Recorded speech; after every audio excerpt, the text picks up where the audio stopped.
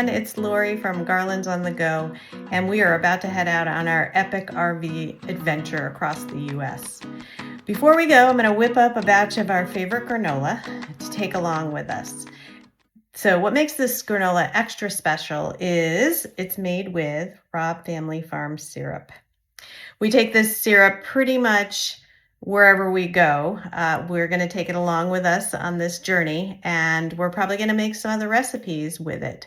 So follow along, and I'll put this recipe for the granola in the description, as well as the contact information, because as a side note, sugaring season is right around the corner, and you'll want to go up to the Robb Family Farm Sugar House and get your taste of this liquid gold.